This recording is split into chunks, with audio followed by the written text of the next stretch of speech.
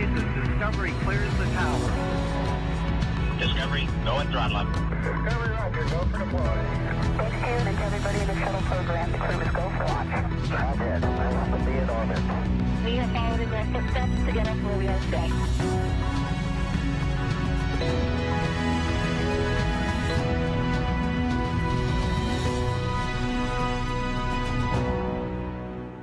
Good afternoon and welcome. I'm Chelsea Bayarte here at NASA's Johnson Space Center in Houston, Texas. Today we're joined by NASA's SpaceX Crew 6 crew who just returned from the International Space Station after having spent 186 days in space. We're joined today by NASA astronaut Steve Bowen, who just returned from his 4th space flight. We're also joined by NASA astronaut Woody Hoburg and UAE astronaut Sultan Al-Niyadi, both of them having just completed their 1st space flight. Andrei Fedyaev is their 4th crewmate. He could not be here with us today because he's back home in Russia with his family. So I'm in another room, and then we don't have media in the room with them there today. We would hate for them to get sick right as they just got back to Earth. But we do have media here on the line. So if you have a question, go ahead and press *1 on your phone, on the phone bridge, to raise your hand, enter our question queue. But if your question has already been asked, press *2 to lower your hand and exit our question queue. We'll also be taking questions from social media using hashtag #AskNASA. I've got my phone right here looking for your Ask NASA questions, so be ready for those on social media. So I'm going to toss it over now to Steve Bowen for some opening remarks. Thank you. It's a great pleasure, and it's fantastic to be back here. And really, first off, I'd like to thank everybody here at JSC, at NASA, as well as SpaceX for the incredible flight on Dragon, both up, back down, and for our relocate. And in addition, all the control centers around the world. You know, Huntsville, Scuba, Munich, Moscow. It's an incredibly integrated team.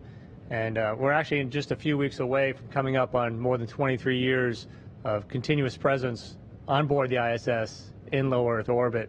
And I was looking at it and trying to get a sense of what that means. It's about 1/3 of the world's population wasn't even born when we first put man on board the ISS. So that's an incredible accomplishment, and we're just very proud and happy to have been a part of, so far, a chain of 69 increments, coming up on 70 increments. And you know, I think we did our part. I think hopefully we kept the chain strong, and we'll be able to pass that on to the next increment. And it's been an incredible pleasure for me, after several space flights, to get the opportunity to fly with Woody and Sultan and Andrei, and really, it's just amazing to watch people in orbit. It's really incredible. And thank you all very, very much. Thanks, Steve. Now let's jump into some questions. We've got some people here on the phone bridge. I'm going to kick it off to Marvin Marshall. He's with Space Report News. Marvin, go ahead with your question.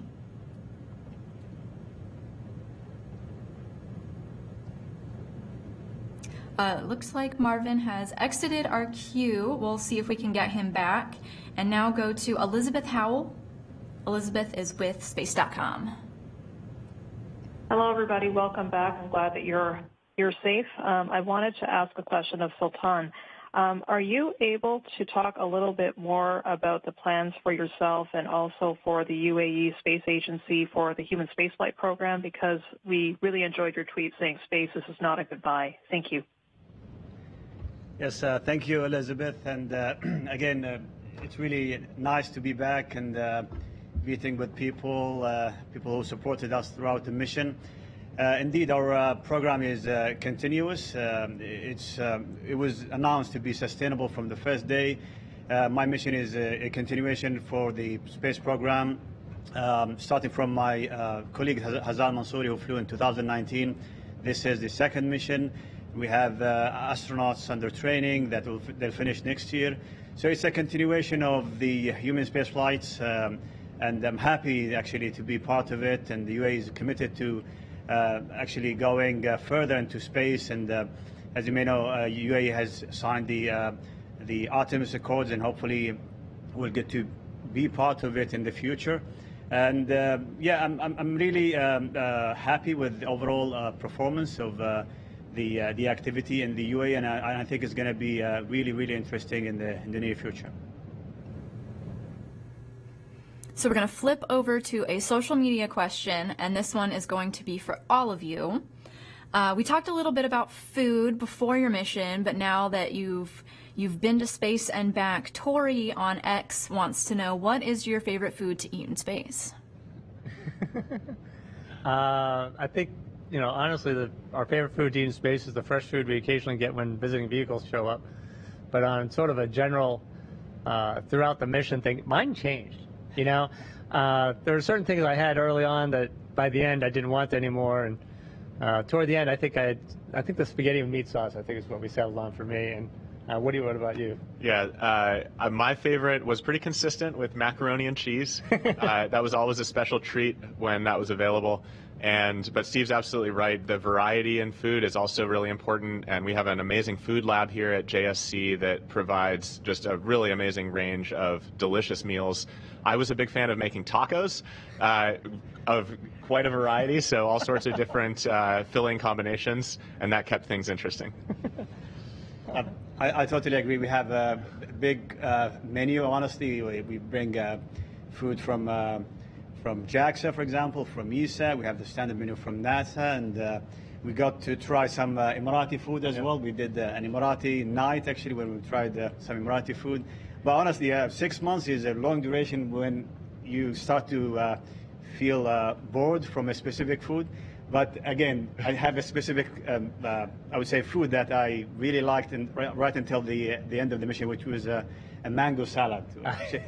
It was my favorite throughout the mission. All right, thank you to all three of you. Hopping back now over to our phone line, we've got Tanisha Thomas with Spotlight PA. Hi, I had a question for Woody. I saw you brought the terrible towel with you, and so I was just wondering how it felt to see your home state from above and also join plenty of other astronauts who are from Pittsburgh in space.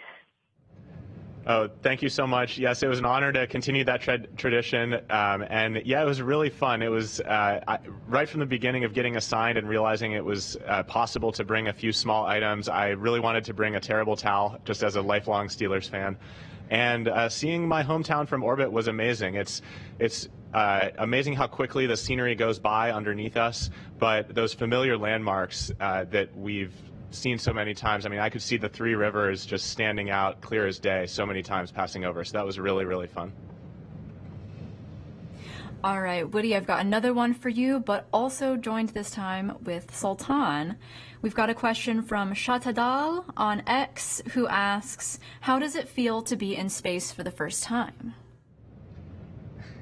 It was amazing. It's such a dream come true, such a unique life experience. I'm so grateful to have had the opportunity. And it's really wild. I thought a bit about this. Before I flew, obviously, we do so much training and we get ready and we're really well prepared, but there's still an aspect of uncertainty. It's just impossible to know what it's really going to feel like. And it's just such a kind of profound thing. You fly up, you reach second engine cutoff. At that point, you go from about a little over 4 Gs to weightlessness all of a sudden. And from that moment forward, I was just weightless for 6 months. So it's amazing watching the body adapt, and you very quickly get used to that just being your new norm. In fact, I think in the past week, as we've been back here, it's been really interesting realizing how used to weightlessness I really am and how strange just basic things like walking or trying to jog feel now. But the body adapts so quickly. It's really amazing. Yeah, I totally agree. I think I was the first one to get out of the seat, and I remember Steve telling me, "You know what to do." I was asked to bring a cabin mic, so I was the first out to get out of the suit. And thanks to the advice that we always get, just to take it nice and easy, which I did. And because again, it's subjective. You don't know what's going to happen, how your body will react to microgravity. You could definitely be sick if you start moving really quickly and a lot of head movements. So I think I took it nice and easy the first few days, and it worked really well. And yeah, 6 months of weightlessness, it was amazing. It was really, really cool, just trying all aspects of physics and trying to just use minimal force to go from one place to another. And we had some competitions, right? I mean, going from a station forward, trying to float without touching any cables or hitting any walls or anything. So it was really fun just trying weightlessness for the period of the mission. All right, switching over to our phone bridge here with Ben Guarino with Popular Science. Hi, thank you for taking our questions. This is for all of you. I know you're kept very busy, but 6 months is a long time to be working on a science mission. So what did you do for fun? Did you have a favorite activity while you were off the clock in orbit? Thanks. I think we all had our individual things that we used to fill that time that was available. We were really busy. I was commenting earlier that we actually had a lot of events and a lot of work to do, and so much of what we did, everything's interesting on board. But when you did have spare time, I spent more time looking out of the cupola without a camera this time, and sometimes just floating around. And really, I really enjoyed just hanging out with the rest of the crew on board. It's just a fantastic crew to spend time with, and that really, I was never ever bored on board. That's for sure. And the downtime is a fun aspect of the mission. We had a few chess games going on. We had a couple games with mission control, not only here in Houston, but around the world. There were a few chessboards in mission control centers, and we were doing 1 or 2 moves a day. So that was a really fun part of the mission. We also played some games on board. And then I just loved photography. Any chance I got going to either the cupola or what we call the wharf, which is our sort of photo grade window in the nadir portion of the U.S. laboratory. I really enjoyed getting better and better at taking Earth observation photos. Absolutely, I totally agree with you guys, and I think we were lucky enough to have a proper division in terms of the time. So we had the month of science, a month of EVA/Axiom, and then a month of maintenance, and then again a month of EVAs, and then maintenance again. It was really nice actually to have this variety of actions going on. But yeah, in the spare time, definitely going looking down to Earth and trying to capture that and sharing. Honestly, a big part of my mission was just to share everything I do and outreach, talking to students throughout ham radio or direct calls. So again, the engagement of people was a big focus of my activities during off time. So Woody, I wanted to go back to this chess game because it leads to one of our social media questions that we got from Charles on Facebook, who wants to know who won the game.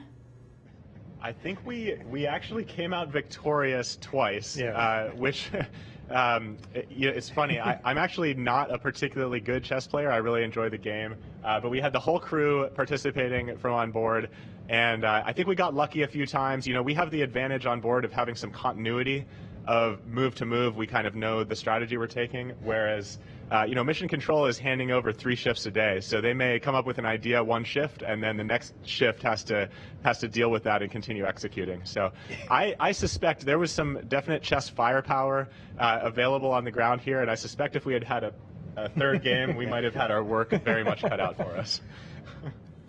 All right, astronauts win. Mission control. Gotta have to try harder next time.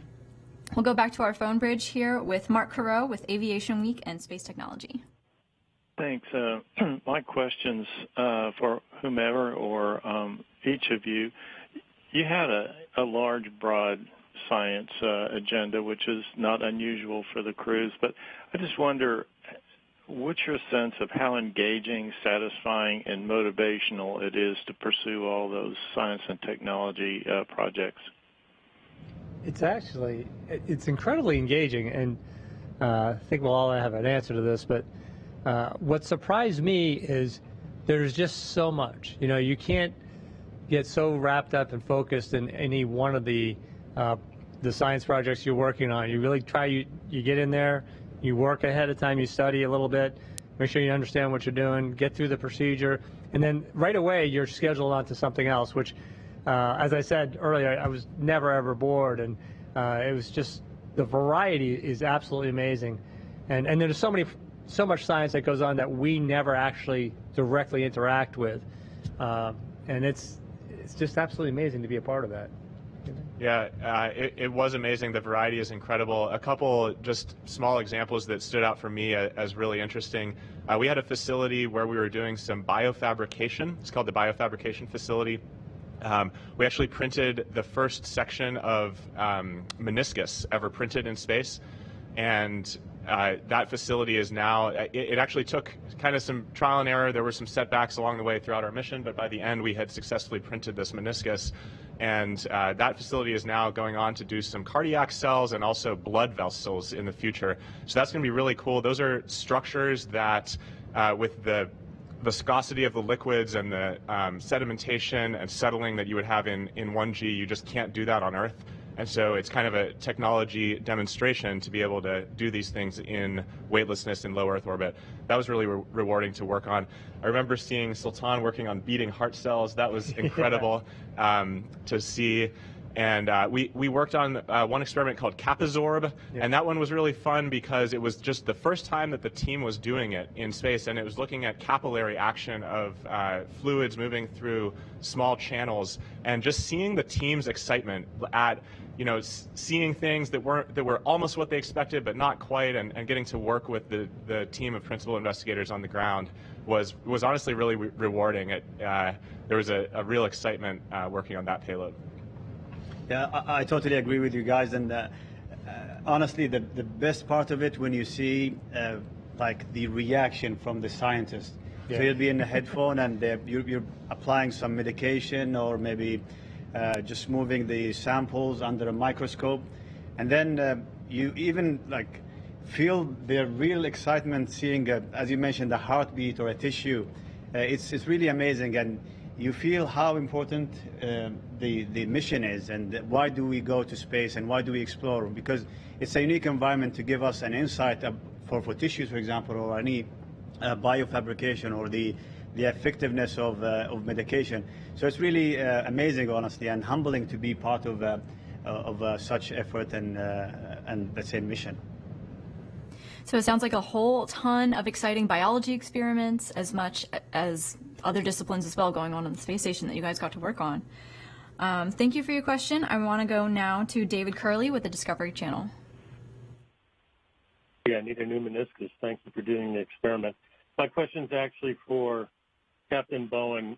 You're a senior astronaut. You grew up in the shuttle era. You've now done commercial crew and long duration.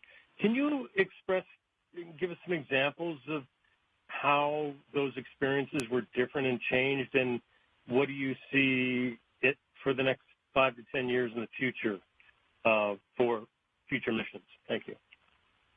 Yeah, and that's I've been privileged to have that opportunity to be here long enough to see those transitions and actually work in each of those programs along the way. The shuttle flights, when I first showed up, we arrived as a class shortly before the first increment launch to the International Space Station, and so the International Space Station was really the sort of the center of my entire time so far here at NASA. And so I've worked a number of things along the way. So when I first went to the International Space Station on a shuttle flight, I was basically a construction worker, and it was a very short series of missions that you work your way through, and you get really highly trained, and you execute the choreography, and you get it done, and you come home. And that sort of mission, we're seeing that now. We had Axiom 2 on board while we were up there, and that I looked at that as like, it's a shuttle mission. These guys, they come up here, they're very focused, they have their work to do.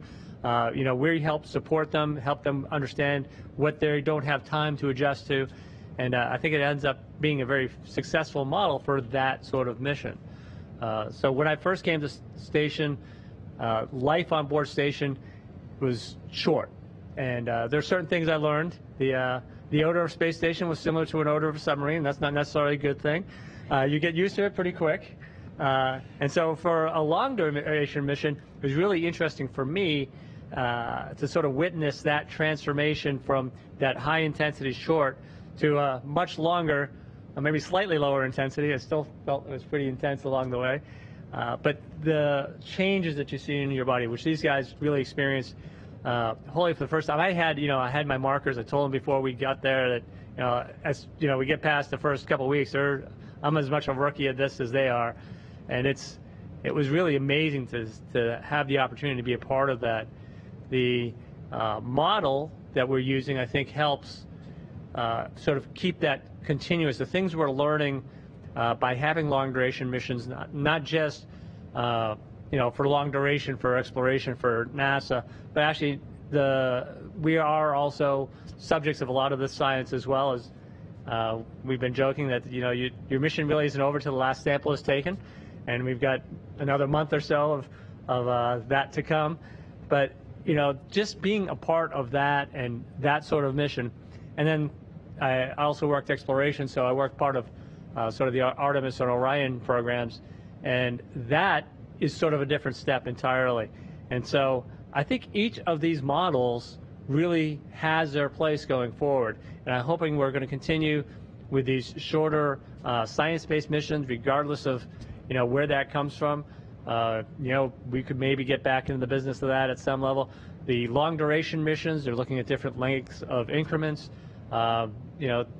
We sort of settled into the 180 days based on need at one point, but we had looked at other increment lengths, and as the opportunities arise, maybe we can look at some of those. And obviously exploration, everything we're doing now in low Earth orbit will help us extend man's reach into further and further into space. And some of the missions we're looking at, those long durations could be several years, which other than whaling ships back in the 19th century, we really don't have a human model to emulate with, and that's a lot of learning we have to do before we get there. So yeah, it's been incredible to watch each of these phases and really be a part of it, and it's really exciting to going forward. It's not 5 or 10 years. I think we're looking at 15 to 20 to 100 years. It's great to be able to project that far into the future. It's really exciting. So I want to talk about the spacewalks a little bit. We've got a question from Shannon on X who wants to know, during an EVA or spacewalk, are there a few seconds incorporated into the schedule for astronauts to embrace the moment and observe space? Well, I think I was lucky enough to be in that exact moment where sometimes we have downtime for the team to figure out the next task, for example. So we've got a very lovely Ivy, and I think she was Anne McLean. She told me one time, yeah, take 5 minutes, take some pictures. So it was really great, yeah, just to have that moment and look down to Earth and seeing just nothing. What is protecting for you from dying is a thin glass, and yeah, just seeing everything crystal clear. So yeah, we do have some time to take some pictures and to observe the moment. Yeah, I have to call out the training we get here at Johnson Space Center at something called the Neutral Buoyancy Lab. It is amazing how well that prepares you for being in the suit on orbit. That plus just a few weeks spent in weightlessness. I was just right at home in the suit, felt super comfortable, and so that kind of allowed me to just hit the ground running straight out the hatch. Definitely had that, it's hard not to have kind of a task focus of wanting to jump right into your activities. For me, it was actually on my second spacewalk right at the end. I think they sent Steve off to go fetch an item, and I happened to be back at the airlock just hanging out for a couple minutes. And so right there at the end, I did have some downtime, and I actually turned my helmet lights off, and we were in the night pass. And so I just remember looking out at the beautiful space station structure at night, and I'm really grateful that I took a few minutes there to just enjoy the moment. So we're going to try Marvin Marshall. I know we had some connectivity issues before, but if you've got your question, Marvin Marshall with Space Report News. Hi, my name is Marvin Marshall with the Spaceport News. Thank you again for coming back. Sorry that first try got disconnected there. Welcome back to Earth Crew 6. We spoke with you guys aboard the International Space Station there and asked if y'all were playing any pranks on each other. And we were just wondering if you guys wanted to talk about any of those pranks or, any other memorable times that you guys had up there. Thank you guys again, and it's an honor to talk with such an amazing crew. Welcome home. Let's see. We installed some new stowage compartments in the airlock, and I may have ended up inside them after install, locked inside, waiting for my crewmates to let me out. So you could have got. Well, I think you could have got. The amazing part is he fit. Yeah, I do remember that time when actually we pointed. You were in, and then we pointed the camera so the ground team can see it. And we opened the door, and there you are, inside the newly installed panel. So yeah, honestly, everything was really nice and cool. No, I would say serious or dangerous pranks, but yeah, we do love to joke and maybe compete with each other. We had just a small night of space games. We compete with each other, and it was really fun just having that capability to play in microgravity. Yeah. So Sultan, I do have another question for you on social media. Abdullah on X says, my question is for Sultan. How does it feel to be written in the UAE's history pages forever? Okay, honestly, I don't think of my mission as something that a record. Records can be broken easily, but the impact, I would love to think of it as a good impact, a good mission. It's really nice to see the youngsters and the community overall just talking about space and why do we go to space, why do we do science in space. So to me, that is more important. It's not about a person or a number of days. This is easily can be broken. But when honestly, I want to go back and share the experience, share whatever I experienced. I want to answer some questions. I know many people asking a lot of questions. I want to give my perspective to my mission. And I wanted to do that even before arrival. So I was engaging with a lot of people, just answering their questions and speaking the language, or the Arabic language, and trying to explain everything in a very simple and scientific way. So yeah, that is the most important part of me in terms of the impact. I wouldn't think about numbers. So switching over to Woody Hoberg, you've got a question from Natalie with the Pittsburgh Tribune.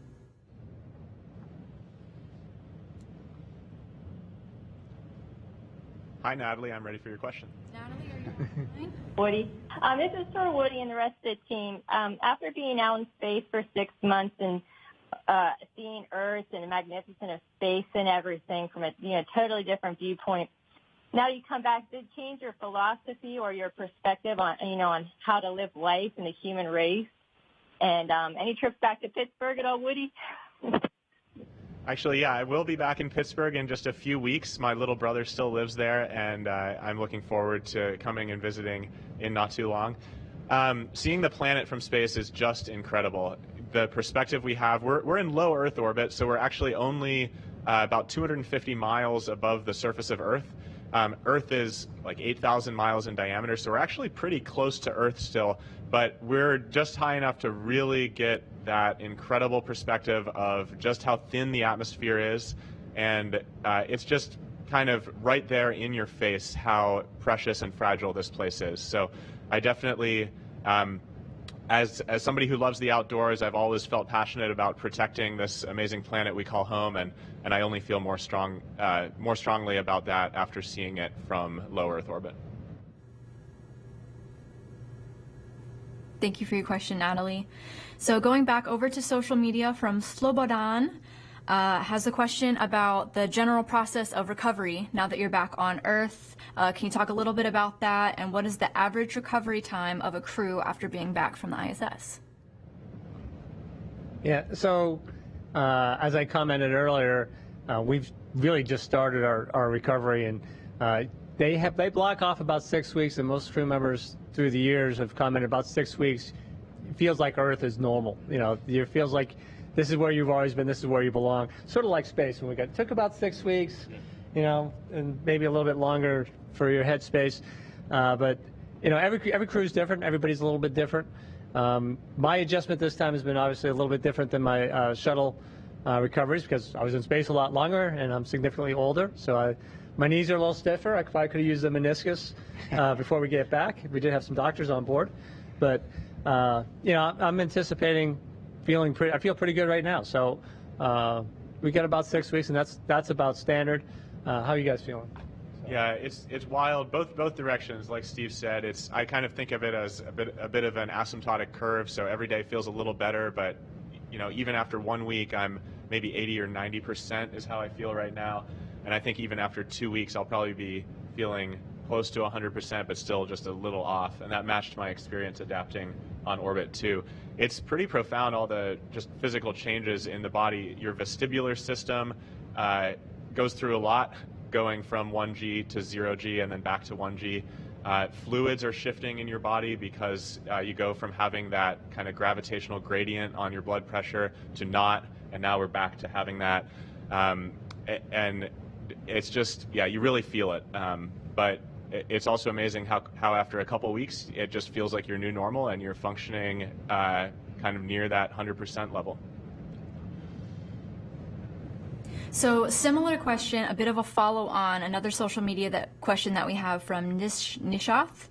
And if you've answered it in its entirety, that's all right. But he is wanting to know if there's any particular striking changes that you noticed after arriving back on Earth. Particularly, are you noticing a change in your taste or the way you've adjusted back to gravity? Well, it felt really, really heavy. Honestly, I was off the straps, and I remember I was the last one to egress the capsule, and I did not notice that I was off strap until the recovery team started to pull me. And I thought, wow, it was only my weight just pressurizing me towards the seat. So yeah, we felt really heavy. Everything feels really heavy, and even I remember Steve handing me a bottle of water. It felt really heavy, like a ton. And I just did not drink it because I didn't want to move a lot. So yeah, and it's amazing how quickly you can get better. It's by the hour. You start moving your arms, and then starting a little bit standing, moving your legs. And yeah, it's amazing how you do recover. Just like, as you mentioned, guys, arriving to space, you adapt really quickly. You come back to Earth, you start to adapt quickly as well. It's not easy. You might have some difficulty walking. You might have motion sickness, but I think, and this is an opportunity to thank everybody in the recovery, starting with the recovery team, the flight surgeons, and everybody in the rehabilitation facilities to make us get back to normal as quickly as possible. So speaking about this adaptability, Samuel on X wants to know, what did you have to adapt to living in space that we could utilize here on Earth? So general advice for adaptability that we can use. I'm not even sure how to actually answer that, because what sticks out in your brain is the things that you actually had to change to accommodate living in space, and things you had to change back when you get here. But things that might impact how I live on Earth, I think this may just be me, but I try to be incredibly efficient in my home and elsewhere as far as how I put things away, how I pack things, the ability to find stuff, putting things in their proper location. That is a habit. Hopefully I didn't violate it too much on orbit, but I think that's a skill and a habit that you learn, you have to know on the ISS. And I think that's something I'll definitely take with me from that. Is there anything else? Yeah. Awesome. So that was the last question that we had submitted. I know we've talked a lot today about spacewalks, first space flights, favorite moments, favorite experience. I just wanted to ask one last question to all of you. Is there any last bit of your mission that you want to share with us?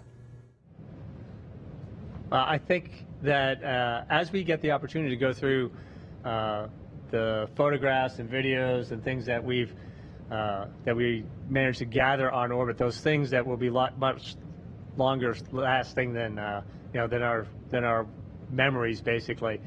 I think there'll be things that we see and will be big reminders and cues, things that we've missed, things that were significant that we may not have had the opportunity to really think about and discuss. I had mentioned earlier I was starting to work through the 3,000 or so, 4,000 emails that we got while we were on orbit that and I was amazed at the amount of things that were accomplished during our mission. Not necessarily by us, but I still get a lot of all the ground emails as well. And so working my way through that, it was just an amazing opportunity to see the team and how much continuous work there was that went into our increment. And there are probably things that we're missing that that we haven't had a chance to really digest and discuss because there's so many incredible contributions from people on Earth, obviously, who to our mission that we can't even really think about or thank at this point, which is unfortunate because it really was an incredible experience. You guys got anything? Yeah, I just want to recognize Frank Rubio. Absolutely. Frank got on orbit expecting to be there for 6 months, and as many folks probably know, there was an issue with his Soyuz vehicle. There was an unexpected coolant leak on the radiator, and pretty far into his 6-month mission, he learned that he would be staying on board for a full year. And actually, Frank just a day or two ago set the American record for duration of a U.S. astronaut living and working in space. So that's really incredible. Frank was there when we got there. We spent 186 days in space, and Frank was there when we left, and he's still there right now. That guy's an amazing leader. He happens to be my classmate. He was our what we call USOS lead for the time we were on board, and he did a just exceptional job. And his cosmonaut colleagues, Sergey and Dima, are in exactly the same situation as him, spending a full year in space. So just being, basically we had some manifest changes that affected the time we were on board, and being up there, experiencing living and working in space with those guys was a real honor, and they're just doing a fantastic job. Yeah, totally agree with you guys. And honestly, I'll talk from my point of view, and this is a message to everybody in the region and specifically in the UAE. And yeah, I just wanted to say thank you for everybody. Thanks for the help and support. You might see 4 astronauts going to space, but honestly, this is not possible without the support of the families, the support of the friends, and the ground teams. We're not talking about hundreds, we're talking about thousands of people working tirelessly to make this possible. And throughout the 6 months, we might just work in the morning, work and then go to sleep, but definitely there are people working around the clock to make this possible, to facilitate all the science, all the daily works, the maintenance stuff. So it's a great thing, and coming from a region that missions to space were stopped for a long duration, I'm feeling humbled by this experience. So I would like to say thank you to you too, as well. Thanks to Andrei in Russia if he's watching right now.